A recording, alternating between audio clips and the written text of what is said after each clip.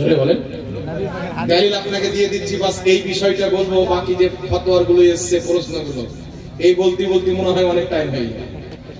তো কিয়ামতের ময়দানে সবাই যুগলবন্দি করবেন, গুট চলো নবীর দরবারে, ছুটবেন সর্বপ্রথম আদম নবীর দরবারে, সমস্ত মানব জাতির আদি পিতা। ওয়াহাবীদের মৌলবী বলছে কি মুহাম্মদ সাল্লাল্লাহু আলাইহি ওয়াসাল্লাম ফাল করে তাকিয়ে থাকবে, নেকির পাল্লা ভারী হচ্ছে না গুনার পাল্লা। এ গাধার বাটা গাধা, জাহান্নামের কুকুর। কাযযাব বিন ইহুদি বলেছেন নবীর মুখে গন্ধ ছিল। এখন আমি বলছি না, বাইরে কেউ গিয়ে বলবে যে আমাদের শেখকে গালি দিয়ে গেল, তো তোর বাপ নবীকে গালি দিল, তখন তুই কোথায় ছিলি? তুই নবীর কলমা পড়ে মুসলমান হয়েছিস না কাযযাব বিন ইহুদির কলমা পড়ে মুসলমান হয়েছিস? আমরা তো নবীর কলমা পড়েছি, তাই নবী মুস্তাফার বেয়াদবি করেছে, তাই আমাদের গায়ে আগুন লেগেছে। আর তুমি কলমা তো নবীর পড়োনি, তাই নবীকে বলেছে তো তুমি খুশি, তোমার মৌলবীকে বললে তোমার ব্যথা হয়। আর আমাদের সমাজের কিছু সুন্নি লোক ওর ইমানের ব্যাটারি চার্জ শেষ হয়ে গেছে, লো মারছে দুক দুক দুক দুক। হে ওরাও নামাজ পড়ে, এরাও নামাজ পড়ে, আল্লাহ মিথ্যা বলতে পারে, নবী মরে মাটির সাথে মিশে গেছে, নবীর সম্মান বড় ভাইয়ের মতো করতে হবে, নবী সুপারিশ করতে পারে না, নবীর মুখে গন্ধ ছিল, নবীর বাপ মা জাহান্নামী, এইগুলোর নামাজ পড়ার কুকুরের ঘাউ ঘাউ করা দুটোই সমান। কুকুর ঘরে ঘাউ ঘাউ করলে তো নামাজিরা জেগে নামাজ ধরতে পারবে, এদের নামাজের কোনো মূল্য নাই। বিকেলে আকীদার মধ্যে যদি কুফরি থাকে, যতই ইবাদত করেন সব ইবাদত বরবাদ। ইবলিসের 90 কোটি বছর ইবাদত সবটাই কবুল ছিল। আদমকে সিজদা করলেন না, তো আল্লাহ জিজ্ঞাসা করলেন ইবলিস কোন জিনিস তোমাকে সিজদা করতে বাধা দিল?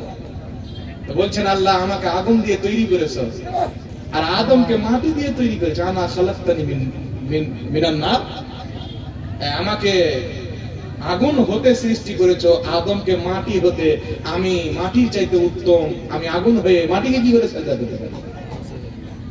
আল্লাহ বলেন ভাগ এখান থেকে, আজ থেকে তুই শয়তান, আজ থেকে তুই কাফিরের অন্তর্ভুক্ত, কিয়ামত পর্যন্ত তোর প্রতি আমি আল্লাহর অভিশাপ থাকবে।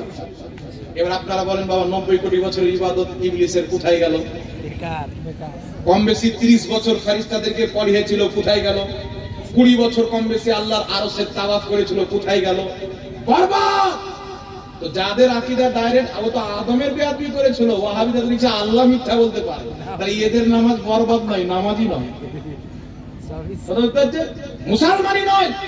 ওই কিয়ামতের ময়দানে সব ছুটে যাবেন আদম নবীর দরবারে।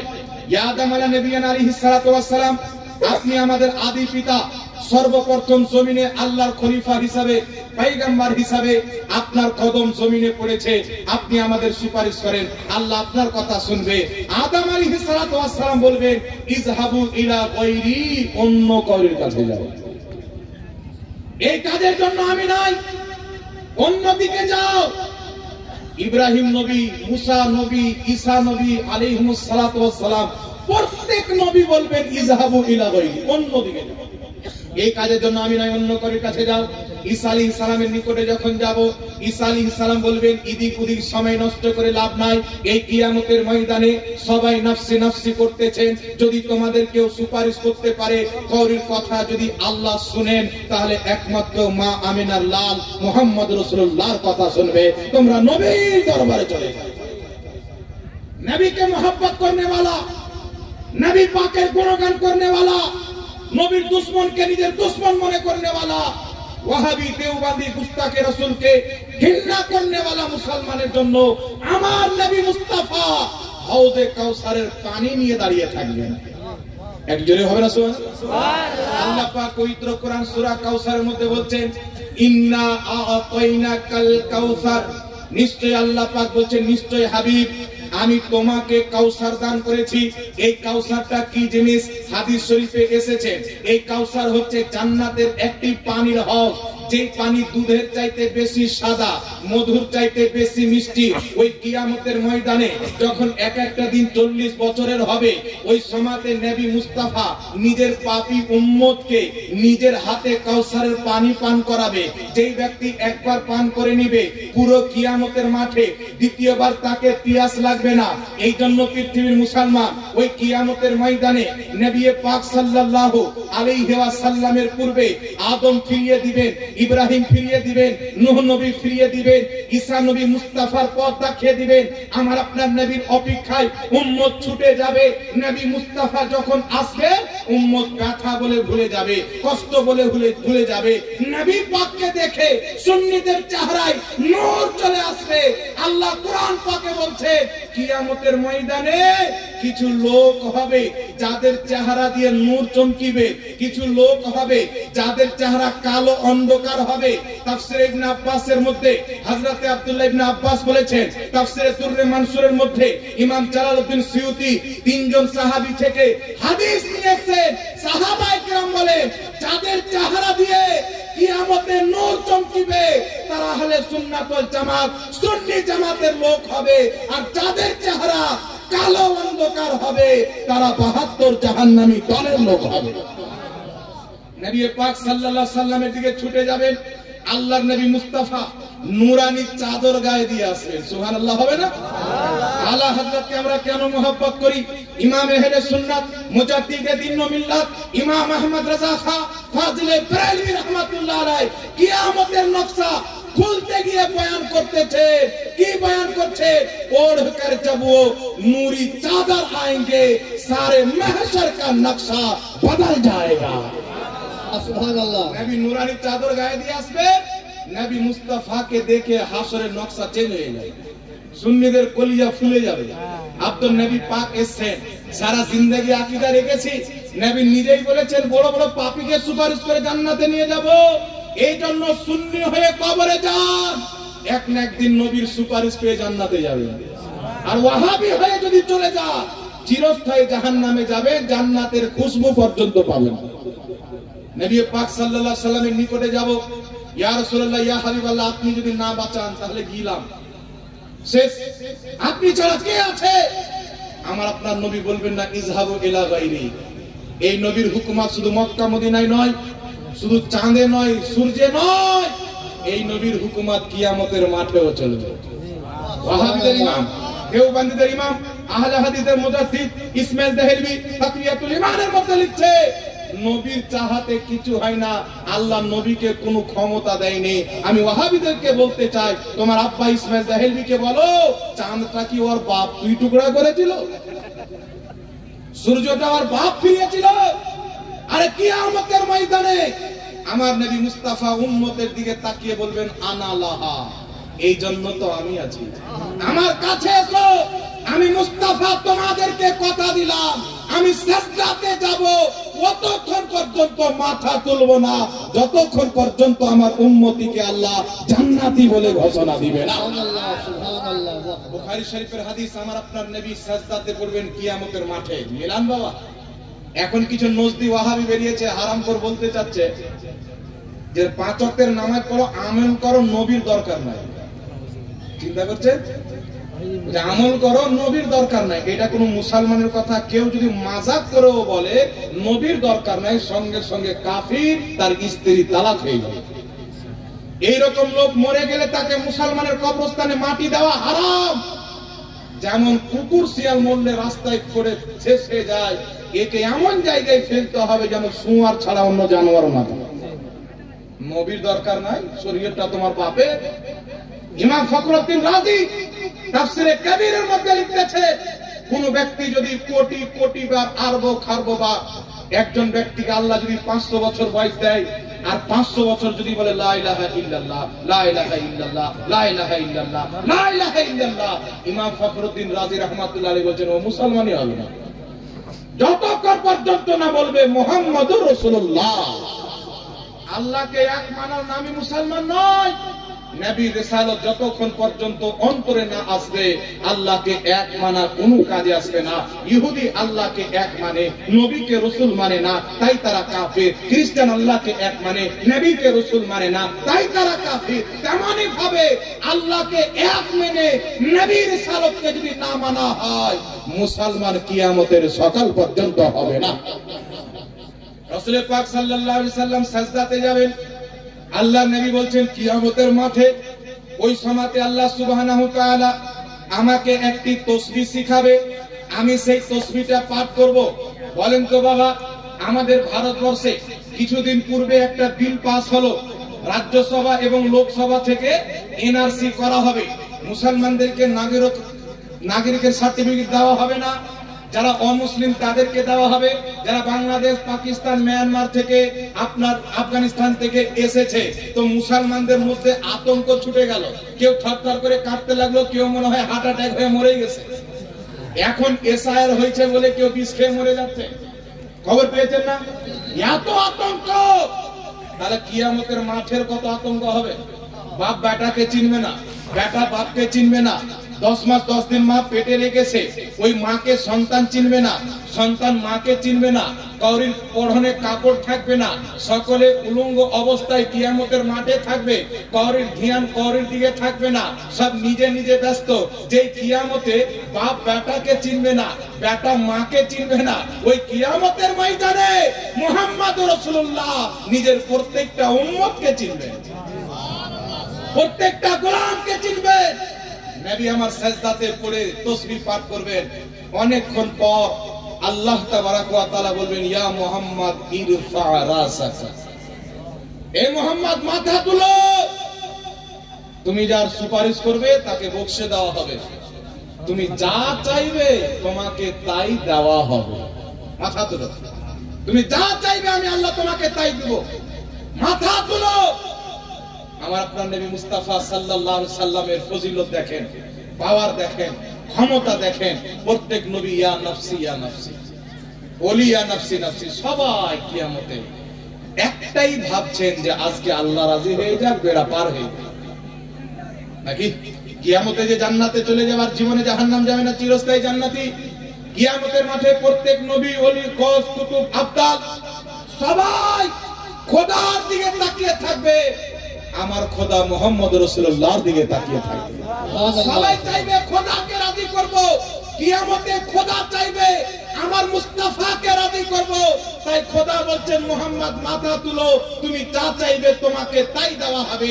আমার আলা হযরত বলছে, খোদা কি রাজা চাহতে हैं दो आलम, খোদা চাহতা है রাজায়ে মুহাম্মদ সাল্লাল্লাহু আলাইহি ওয়াসাল্লাম। রাসূল পাক মাথা তুলবেন, বলবেন, খোদা আমি কিছুই চাই না, আমার উম্মতকে জান্নাত দিয়ে দাও বাস। রাসূল পাকের সুপারিশ চালু হবে।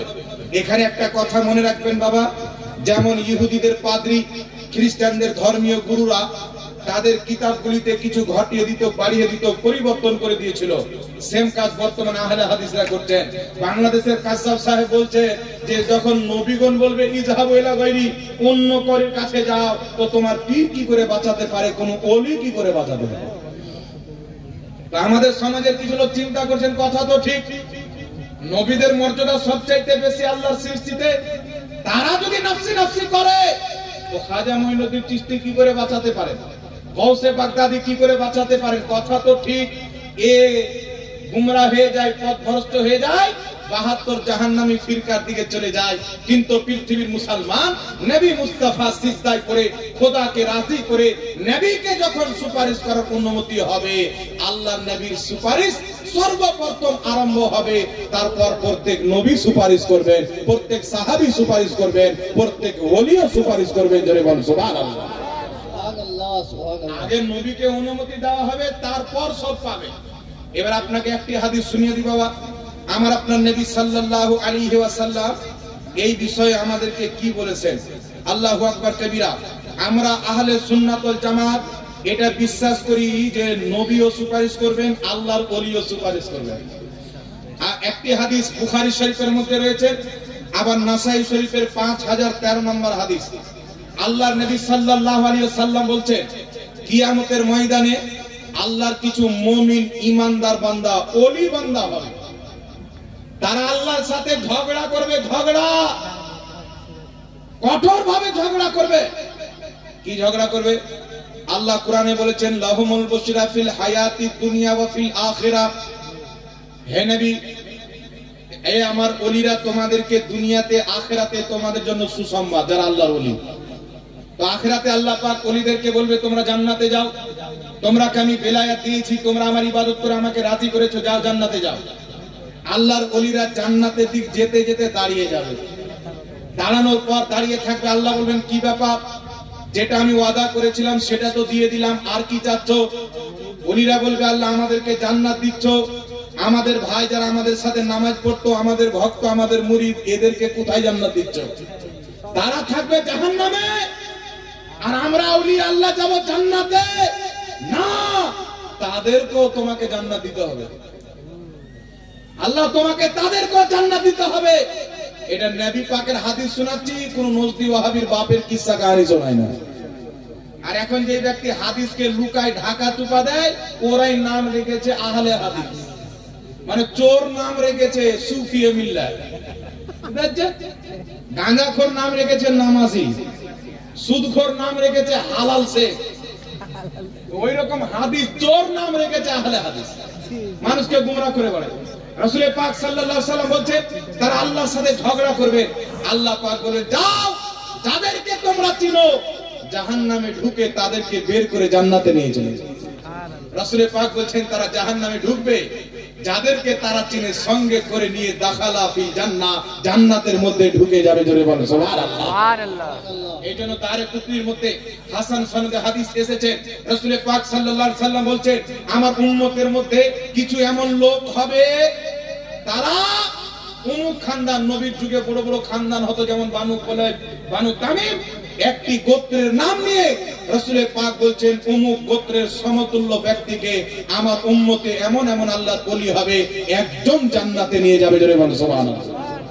আবার কোন ওলির ব্যাপারে রাসূল পাক বলেছেন বানু কুলাইবের ছাগলের শরীরে যতটা লোম হয় আমার উম্মতের এক একজন ব্যক্তি এমন হবে ততটা লোককে নিয়ে জান্নাতে যাবে। সুবহানাল্লাহ। এইজন্য নবীগণ সুপারিশ করবে, আল্লাহর ওলিরাও সুপারিশ করবে। পৃথিবীতে কোন মায়ের লাল নবীর সুপারিশকে অস্বীকার করতে পারে না, ওলির সুপারিশকে অস্বীকার করতে পারে। করবে তো কারা? ওয়াহাবিরা। কারণ এদের ধর্ম ইংরেজদের দেওয়া, এদের ধর্ম ইহুদির দেওয়া, এদের ধর্ম আমেরিকা বার্তানিয়ার টাকাতে প্রচার হয়েছে। যারা নবী মুস্তাফার কালেমা পাঠ করেছে তারা নবীর সুপারিশেও ভরসা রাখবে, ওলির সুপারিশেও ভরসা রাখবে। জোরে বলতে হবে সুবহানাল্লাহ। আরে বলেন তো বাবা, এদের যে আকীদা যে নবীকে সুপারিশকারী মনে করবে সেই ব্যক্তি আবু জেহেলের চাইতেও বড় মুশরিক, তাহলে এই আকীদা পূর্বের কোন মুসলমানের ছিল না? জোরে বলতে হবে না। নতুন আকীদা, নবী মরে মাটির সাথে মিশে গেছেন, এটা পূর্বের কোন মুসলমানের আকীদা না নতুন আকীদা? নবীর সম্মান বড় ভাইয়ের সমতুল্য করতে হবে, এটা কোরআন হাদিসের আকীদা না কোরআন হাদিস বিরোধী নতুন আকীদা? কথা বলেন। আল্লাহ মিথ্যা বলতে পারে, এটা কি নবীর দেওয়া আকীদা না ইংরেজদের দেওয়া নতুন আকীদা? নবী সুপারিশ করতে পারে না, এটা কি নবীর দেওয়া আকীদা না ইংরেজদের দেওয়া আকীদা? আর ইমাম ইবনে হাজার আসকালানী কি বলেছেন? যেই ব্যক্তি নতুন আকীদা তৈরি করে আহলে সুন্নাতুল জামাত থেকে বের হবে এরাই হলো বিদআতি 72 ফিরকা জাহান্নামে যাবে, জান্নাতি আহলে সুন্নাতুল জামাত। জোরে বলতে হবে সুবহানাল্লাহ। কথা বুঝতে পেরেছেন না? যাদের আকীদা এই 150 বছর পুরাতন, এরা আমাদেরকে বলছে মিলাদুন নবী কোথায় আছে, মিলাদ কোথায় আছে, উমুক কোথায় আছে। তো তোকে তো দলিল দিলে মানবি না। তোমার বাপ নায়ক যদি বলে যায় খালাকে বিয়ে করা যায়, ওটাই বিশ্বাস করবি? ওদের মৌলবি যদি বলে দেয় যে মানুষের পায়খানা খাওয়া যায়, ওটাই বিশ্বাস করবি? এদের নিকটে উটের পেশাব খাওয়া যায়, এই পেশাবের যখন কথা উঠলো তখন বলে দি বাবা, এক জায়গাতে আমি বক্তব্য রেখেছি উটের পেশাব হলো নাপাক, মানুষের জন্য খাওয়া হারাম, আমি বক্তব্য দিয়েছি। তো আমার বিরুদ্ধে কিছু চুজা মৌলবি বেরিয়েছে, নাম লিখছে না, ওরা ভাইরাল হওয়ার জন্য এখন আমার নাম লিখছে। জাহাঙ্গীর বলেছে উটের পেশাব নাপাক, বুখারী শরীফের হাদিসে আছে। একটা কওমের লোক, খানদানের লোক নবী পাকের নিকটে গেলেন, বললেন ইয়া রাসূলুল্লাহ আমরা মদিনাতে এসে অসুস্থ হয়ে পড়েছি, আপনি আমাদের জন্য একটু ব্যবস্থা করেন। নবী পাক বললেন তোমরা অমুক জায়গাতে গিয়ে উটের পেশাব পান করো, দুধ পান করো, তোমাদেরকে আল্লাহ শিফা দান করবে। এরা গিয়ে দুধ পান করলো, উট পান করলো, অসুখ ভালো হয়ে গেল। অসুখ যখন ভালো হয়ে গেল তো রাখালকে কতল করে দিল, উট নিয়ে পালিয়ে গেল। আল্লাহর নবী সাহাবীকে বলে ধরে নিয়েছে, তাদেরকে শাস্তি দিলেন। তো এই হাদিস থেকে বোঝা গেল অসুস্থ হলে নবী মুস্তাফা উটের পেশাব পান করতে বলেছেন, সুতরাং উটের পেশাব পান করা জায়েজ। এই জন্য বললাম না আহলে হাদিস মানে জাহিল মূর্খ, এই জন্য মাযহাব মানা ওয়াজিব। এই হাদিসটা কোথাকার ক্ষেত্রে ছিল? এ গোটা উম্মতের জন্য জায়েজ করে নাপাক জিনিসকে সেলারি হিসেবে বিক্রি করে। ভারতবর্ষে আমি আমার মোবাইলে 3-4 দিন হলো একটা কি অর্ডার করার জন্য ফ্লিপকার্ট দেখছিলাম। তো দেখতে দেখতে দেখছি যে গোবর এসে কালো কসকসা, ওর ডিটেলস দেখতে গেলাম তো লেখা আছে এটা রাজস্থানের পাহাড়ের গরুর গোবর, এর দাম হলো 999 টাকা। গোবরও বিক্রি হচ্ছে রে বাবা। আরেকজন ছিল আমার সাথে, ও বলছে হুজুর গোবর লয়, বোতলে উটের পেশাব 500 টাকা লিটার বিক্রি হয়। ও দেখালো যে গরুর পেশাবও ভারতে বিক্রি হয়। অনুরূপ ভাবে সৌদি আরবে আপনারা জানেন কি জানেন না, বোতলে ভরে উটের পেশাব বিক্রি হয়। সৌদি আরবে পেট্রোলের দাম কম, উটের মুতের দাম বেশি। কাবার ইমামও পেট ভরে পান করে। এদের কি বলে যায় তো উটের পেশাব বিক্রি করে পান করে। শুনেন রাসূল পাক সাল্লাল্লাহু আলাইহি সাল্লাম এই যে 8 জন এসেছিল মুনাফিক গ্রুপের লোক, নবীর সামনে নাম দেখে কালমা পড়ে গিয়ে আবার নবীর খেলাফে নবীর হুকুমের বিপক্ষে হয়ে নবী পাকের রাখালকে মেরে দিল, উট নিয়ে পালিয়ে গেল। এই মুনাফিক এদের ব্যাপারে 1000 বছর পূর্বে মাইকগুলো কোথায় আছে ভাই, একটু কম করেন মাইক, ভালো থেকে একটু আলাদা করেন। ইমাম সারাকসি রাহমাতুল্লাহ আলাইহি বলছেন নবী পাককে ওহীর মাধ্যমে আল্লাহ জানিয়েছিলেন এই মুনাফিকদের জন্য শেফা এই নাপাক জিনিসই রয়েছে। এই জন্য নবী পাক তাদেরকে ওটা পান করতে বললেন। ইমাম বাইহাকি সুনানুল কুবরাল বাইহাকি হাদিসের কিতাবের মধ্যে লিখছেন যে এটা নবী পাককে ওহীর মাধ্যমে জানানো হয়েছিল, শুধু ওই মুনাফিকদের জন্যই নবী পাক এটা খেতে অনুমতি দিয়েছিলেন। বাকি এই হাদিস নিয়ে পৃথিবীর কোন সাহাবী, পৃথিবীর কোন ইমাম, পৃথিবীর কোন মুহাদ্দিস, পৃথিবীর কোন তাবেঈ, আবু বকর সিদ্দিকের খেলাফতের আমল, হযরত উমর ফারুকের খেলাফতের আমল, হযরত মাওলা আলী উসমান গনি, পৃথিবীর কোন সাহাবী এই হাদিস নিয়ে নবীর উম্মতের জন্য উটের পেশাবকে হালাল করেনি। তো যদি এটা হালাল সমস্ত উম্মতের জন্য হতো বাবা, তো আবু বকর সিদ্দিকের জামানাতেও মানুষ খেত, উমর ফারুকের জামানায় খেত, মুহাদ্দিসরাও যাই বলতো। মুহাদ্দিসগণ ইমাম বাইহাকি সহ লিখছে এটা একমাত্র তাদেরই জন্য ছিল মুনাফিক। মুনাফিকের জন্য শেফা নাপাক জিনিসে হতে পারে, মুমিনের জন্য কোন নাপাক জিনিসে শেফা থাকতে পারে না। জোরে বলে সুবহানাল্লাহ। এজন্য মুসনাদ আহমদে হাদিস এসেছেন সহিহ সনদে, রাসূল পাক বলছেন অধিক অংশ কবরের আযাব পেশাবের কারণে হয়। হযরত আব্দুল্লাহ ইবনে উমরের ব্যাপারে হাদিস এসেছেন তাহাবি শরীফে, কিছু সাহাবী এসে বললেন হুজুর আমাদের জামাতে উটের পেশাব লেগে যায়, তো আমরা কি করব? তিনি বললেন যতটুকু পেশাব লাগবে ততটুকু ধুয়ে নিবে, তারপর নামাজ পড়বে, কারণ পেশাব নাপাক। আর বাংলাদেশের কাজদার সাহেব বলছে নিজের জামাটা গাভীর পেশাবে ডুবিয়ে নিয়ে গায়ে দিয়ে নামাজ পড়েন, আপনার নামাজ হয়ে যাবে, কোনো সমস্যা নাই। এ তো খ্রিস্টানদের নামাজ, মুসলমানদের নামাজ তো হবে না।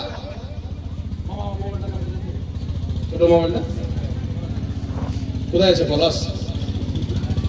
এই জন্য পৃথিবীর মুসলমান, যাক দু একটি কথা আপনাদেরকে বলা জরুরি মনে করছি। এখানে মিডিয়ার ভাইরা এসছে, কই পলাশ এখানে নাই? আমার দিকে শুনেন বাবা, আমাদের হানাফি মাযহাবের একটি কিতাব আছে ফাতাওয়া আলমগীরি, ওর বাংলা কিতাব কালিয়াচক না কোথায় থেকে জলঙ্গির বিমল দাসের বেটা আর কলকাতার রাজমিস্ত্রি কিনেছে, বুঝতে পারলেন? লেখা আছে কিছু ঘুরিয়া ঘারিয়া মানুষকে বোকার জন্য বলার জন্য কিছু বয়ান করছে। তো আমাদের ভালো ভালো আলিম কালিয়াচকের মুফতি গুলজার মিসবাহি সাহেব, কলকাতার আমার বন্ধু মুফতি আবু বকর মিসবাহি সাহেব, এরা সব চ্যালেঞ্জ করেছে যে রাহুল হোক আর ওই রাজমিস্ত্রি হোক, ফাতাওয়া আলমগীরির আরবির 1 লাইন পড়বে 1 লক্ষ টাকা, 2 লাইন পড়বে 2 লক্ষ টাকা, যত লাইন পড়বে তত লক্ষ টাকা তাকে ইনাম দেব। শরীয়তে ইনাম দেওয়া জায়েজ আছে, কিন্তু এরা তো আরবি পড়তে জান না বাবা, বাংলা বই পড়ে ফাটার ফুটুর ফুটুর ফুটুর। যে বাংলা লিখেছে ও যদি আব্বাকে খালু লিখে রাখে, এরা স্টেজে ওটাই বয়ান করবে।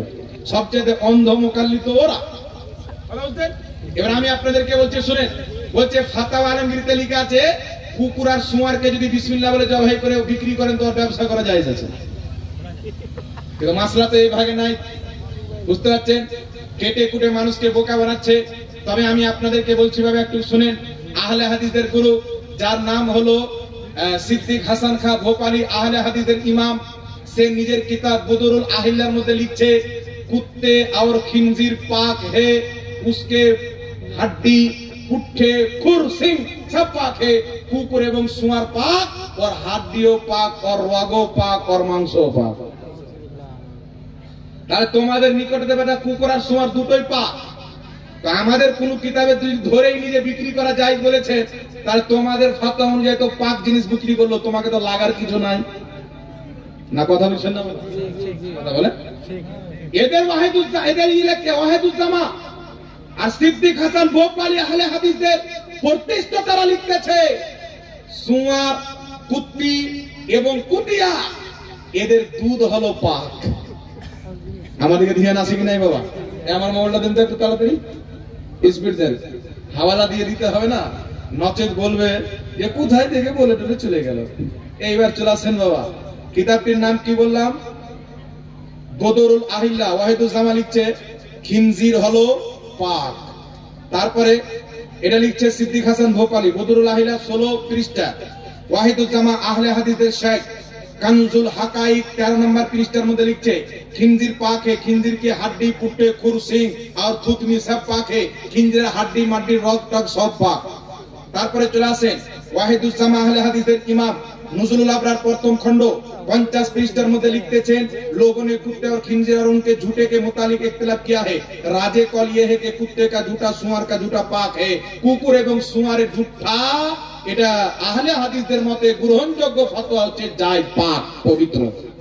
সুয়ার যদি হাঁড়িতে মুখ দেয়, কুকুর হাঁড়িতে মুখ দেয়, এরা পেট ভরে খেতে পারবে, না পাক হবে না, কোনো সমস্যা নাই। তারপরে চলে আসেন বিরাদ ইসলাম, তারপরে লিখতেছে लोगों ने इनके पेशाब के मुतालिक इख्तिलाफ किया है, हक बात है इनके पेशाब एवं पाखाना दोनों पाक है, लेकिन कुकुर और सुअरेर पेशाब पाखानाও पाक। এদিকে জালসা যদি করতে আসে তো কুকুরের পেশাব আর পায়খানায় খাওয়ায়েন, একবারটাকে মুরগা খাওয়ায়েন না। আগে চলেন বিরাদ ইসলাম, আহলে হাদিসের ইমাম ওয়াহিদুজ্জামা নিজের কিতাবে সিদ্দিক হাসান ভোপালী নিজের কিতাব বদরুল আহিল্লা 18 পৃষ্ঠার মধ্যে লিখছে গাধি, কুতিয়া আর সুয়ারনি কা দুধ পাক হে, গাধির দুধ, কুত্তির দুধ আর সুয়ারনির দুধ হলো পাক।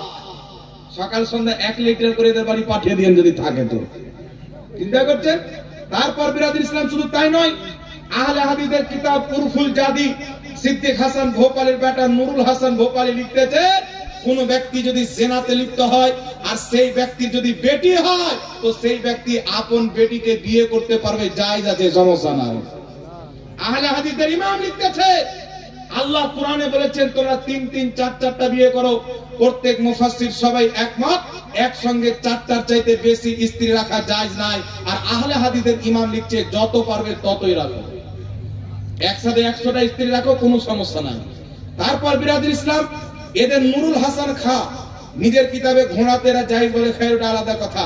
সিদ্দিক হাসান ভোপালী বদরুল আহিল্লা আপনার 368 পৃষ্ঠার মধ্যে লিখছে খুশকি के वो तमाम जानवर हलाल है जिनमें खून नहीं, মশা, মাছি, পিপিড়া, তারপরে আপনার পিপিলিকায় যেগুলো উড়ে বেড়াচ্ছে এগুলোর মধ্যে রক্ত নেই, এগুলো প্রত্যেকটা পোকা ভেজে ভেজে খান, পাক, সমস্যা নাই, হালাল আছে। চিন্তা করছেন? এমন এমন ফতোয়া লিখেছে মানুষের সামনে বয়ান করা যাবে না। মা বোনরা সবাই শুনে তো। বিরাদুল ইসলাম এরা নিজের কিতাবের মধ্যে উরফুল জাদিতে আহলে হাদিসের ইমাম লিখতেছে নিজের বৌমায়ের থেকে বা নিজের মাহরাম মহিলা, বৌমা, ভাগ্নি বা আপন ভাতিজি এদের কাছ থেকে নিজের জান, পাও, গোটা শরীরের মালিশ করাতে পারে, সমস্যা নাই, নাউজুবিল্লাহ বলে। এরা নিজের কিতাবে উরফুল জাদিতে লিখেছে মাহরাম মহিলাদের পোস্টা এবং সামনের লজ্জাস্থান ছাড়া পুরা বডি দেখা এদের নিকটে জায়েজ আছে, নাউজুবিল্লাহ। এমন এমন জঘন্য মশলা লিখেছে, কিছু বয়ানই করলাম না। আল্লাহ পাক মহিলাদের স্বামী স্ত্রী তৈরি করেছেন জড়ি খুব সুন্দর, কিন্তু স্ত্রীর একটা খাস জায়গা রেখেছেন যেটা দিয়ে স্বামী ফায়দা হাসিল করবে। কিন্তু আহলে হাদিসের ফতোয়াতে দুই দিক দিয়ে আপনি ফায়দা হাসিল করতে পারেন, আস্তাগফিরুল্লাহ। সরাসর কোরআনের বিপক্ষে, হাদিসের বিপক্ষে, একটা নয় দুটা নয়। অল্প দিন দাঁড়ান, আমাদের একটি বই আছে তথাকথিত আহলে হাদিসের ভ্রান্ত আকীদা ও মতবাদ, 100টার চাইতে বেশি নাপাক আকীদা ও মসলা এদের তুলে ধরে দেওয়া হয়েছে। জাতির সামনে যাবে, পড়বেন আর হাসবেন, কানবেন, সব রকমই করবেন। এরা ইংরেজদের কাছ থেকে আহলে হাদিস নাম নিয়েছে, আপনারা জানেন। ভারতবর্ষে ইংরেজদের হুকুমত ছিল, পাঞ্জাবের গভর্নরের কাছে গিয়ে বলল আমাদের ওয়াহাবি নামটা চেঞ্জ করে দাও। ইংরেজরা বলল আজ থেকে আমরা অনুমতি দিলাম, তোমরা আহলে হাদিস লেখো। মানে তৈরি তো আব্বা করেছে, তো আব্বার কাছ থেকেই তো নাম চেঞ্জ করতে হবে। তো ইংরেজদের দেওয়া নাম হলো আহলে হাদিস। তাই আহলে হাদিস দলে যাওয়া, নিজেকে আহলে হাদিস বলে পরিচয় দেওয়া উম্মতে মুহাম্মাদির জন্য নাজায়েজ এবং হারাম রয়েছে মুসলমান। যে ইংরেজদের উম্মত যদি হতে চান তাহলে নিজেকে আহলে হাদিস বলবেন, আর মুহাম্মদুর রাসূলুল্লাহর উম্মত যদি হতে চান তো নিজেকে আহলে সুন্নাত ওয়াল জামাত বলবেন, সুন্নি বলবেন। কথা বলছেন? আল্লাহ বুঝার তৌফিক দান করুক। যাই হোক বিরাদর ইসলাম, না তুম সাদ में हमें देते, ना यूं पदमाराइया होती, ना खुलती राधे सरबस्ता, ना यूं रुसवाइया होती। कागज का ये लिबास बदन से उतार दे, बारिश बरस गई तो मुंह कहां छुपाओगे। তুমি যদি আমল করতে না তো এইগুলো প্রকাশ পেত না, নাকি বলেন? আমাদের ফাতাওয়া আলমগীর করতে আমল যদি না তুলতো, ওদের বাপ দাদার কিতাবগুলি দেখানো দরকার পড়তো? এখন কার মুখ কয়লাতে ডুববে বাবা? জাতি বুঝে নিন যে হারামখোরদের কিতাবে এইগুলো লেখা। এতদিন তো আমরা বলিনি আমরা ঝগড়া চাই না, আর কেউ যদি জবাব দেওয়াকে ঝগড়া মনে করেন তো করেন। বুঝে হাফিজে মিল্লাত রহমাতুল্লাহ আলাইহি বলছেন, কিসি কো ছেড়ো মত, আগার কোই ছেড় দে তো উসে ছোড়ো মত। আমরা কাউকে কিছু বলবো না, আমাদের বিপক্ষে যদি বলে ওর 14 গোষ্ঠীর এমন পোস্টমর্টম করবো, ওর 7 পিঢ়ি টাকলা জন্ম নেবে, মাথায় চুল হবে না। একবার দরুদ শরীফ পড়েন, আল্লাহুম্মা সাল্লি আলা